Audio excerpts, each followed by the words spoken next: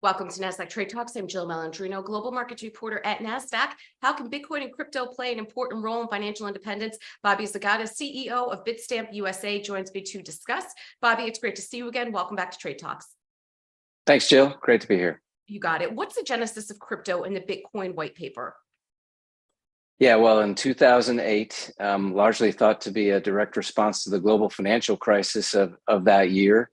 A likely pseudonymous author or authors, Satoshi Nakamoto, published a white paper that had a vastly different and innovative approach to the transfer of value between parties, specifically via a decentralized peer-to-peer network versus a centralized or a system where we're dependent upon a third party to do so. Why is financial literacy a critical component of financial independence, and how can Bitcoin and crypto play an important role? Yeah, well, in my opinion, the entire thesis for Bitcoin is about independence and sovereignty for individuals so that they can take advantage of the opportunities that are not perhaps managed or challenged by an independent group of individuals, right? So that's true sovereignty. And in order to take that responsibility, you have to be fairly knowledgeable about the puts and takes of Bitcoin versus perhaps other ways to manage your wealth. And the way this is playing out mostly today is via the markets, the capital markets. So Bitcoin operates like an asset class in many respects.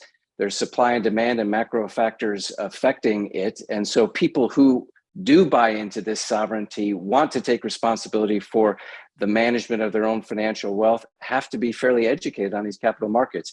And we're seeing that happen. We have, for instance, a Learn Center where people can come to learn more about the markets and about Bitcoin and other cryptocurrencies. And the usage of that has really skyrocketed in the last year. And speaking of usage, what are the use cases for cryptocurrencies? Yeah, well, so this is one of the most fascinating parts of the equation. This is not just a phenomenon that's about a particular index or price, but there's underlying use cases that make these cryptocurrencies valuable in their own right, and there's many of them. And to be frank, Jill, I don't feel like we're talking enough about the use cases beyond speculation. So just to share a couple of examples that I think are quite fascinating. One is the Audius token. So this is a digital currency that enables artists to interact directly and transact directly with fans versus via a third party, record company or what have you. There's similar use cases for your own buy into advertising. So the basic attention token is a way that individuals can manage what ads they see and to what extent they see ads. You were a member of the senior leadership team at CME Group, the world's largest derivatives exchange. Why make the move to the crypto space? So I was very, very fortunate at CME to, among other responsibilities, oversee our venture capital arm, CME Ventures. And in 2014, we started investing actively in blockchain technology and crypto as a source of innovation for our own company, CME Group, but also for the world.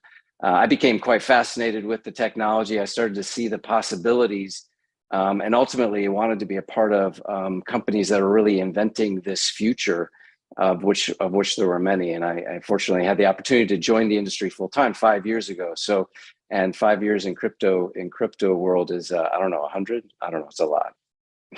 What are some of the bigger similarities and differences between the market structures?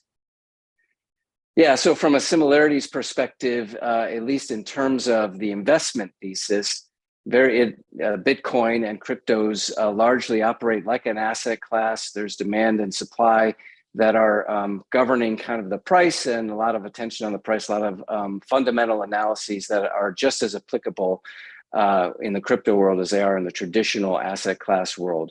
But the similarities really stop there. From there, there's a lot of points of differentiation. The most profound is what we talked about, is these asset classes, and specifically Bitcoin, operate without dependence on any third party, whether it's a government or a bank. And it therefore enables individuals to, first of all, transact seamlessly and in real time without incurring a lot of costs.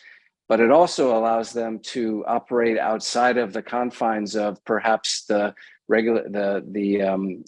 treasury or financial management regime in their country. So for instance, in the US, we take for granted that our institutions generally function well. But in other parts of the world, that's not necessarily the case. And they have incredible inflation. And that really degrades the wealth that citizens have worked for their whole lives. And this gives them a lifeline, a means to manage their wealth without that dependency.